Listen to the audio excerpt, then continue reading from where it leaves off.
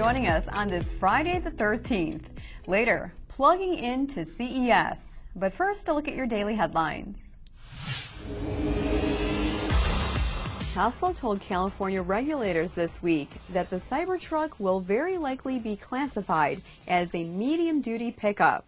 That puts it in the same class as Ford's F-250 Super Duty, Ram's 2500, and Chevrolet's Silverado 2500. Tesla CEO Elon Musk has vowed on Twitter that the Cybertruck will be better than the F-150 and showed a video of a tug-of-war between the two, but the two won't be in the same class. As our Mike Martinez reports, the gasoline and diesel variants of the F-250 beat the Cybertruck's expected payload and towing capacity. Cadillac plans to go back to actual words for its nameplates. The move comes as General Motors' luxury brand electrifies its lineup over the next decade. Cadillac currently uses names like the CT4 and XTS for its sedans and XT4 for its crossovers. One notable exception is the Escalade. President Steve Carlisle saying the name changes will take place during the rollout of electric vehicles. He says by 2030, the majority, if not all, Cadillacs sold will be battery electric. PSA Group has called a meeting of its supervisory board for December 17th. That, according to Reuters sources, who say the meeting could be aimed at discussing the merger deal with Fiat Chrysler. The two sides are finalizing talks after they announced plans for a tie-up in October.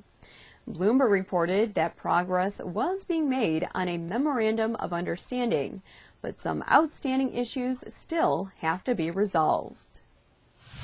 To product, Toyota announcing pricing for the redesigned 2020 Highlander large crossover.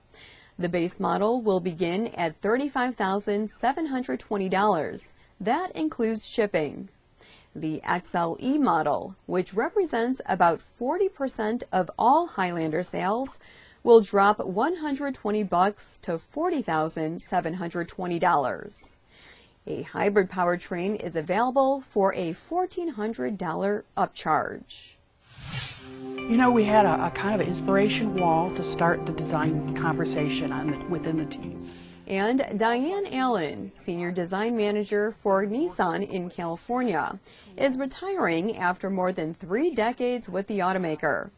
The 59-year-old led Nissan's design team on the iconic 350Z Sports Coupe and Titan full-size pickup. She also guided the design of several other models, including the 350Z, Rogue crossover, and Infiniti QX56 SUV. CES kicks off next month in Las Vegas. More than 150 auto-related exhibitors are expected to be at the giant electronics show. Among them, Fisker.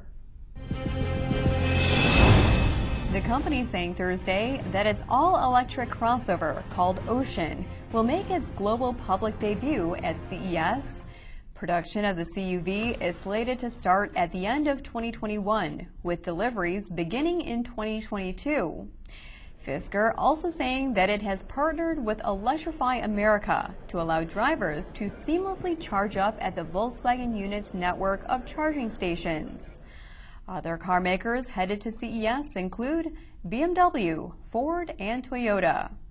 And among the keynote speakers, Daimler CEO Ola Källenius and U.S. Transportation Secretary Elaine Chao.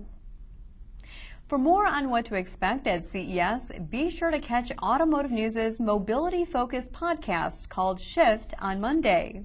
Shift magazine editor Leslie Allen and reporter Pete Bigelow chat with Gary Shapiro. He heads the Consumer Technology Association, which produces CES.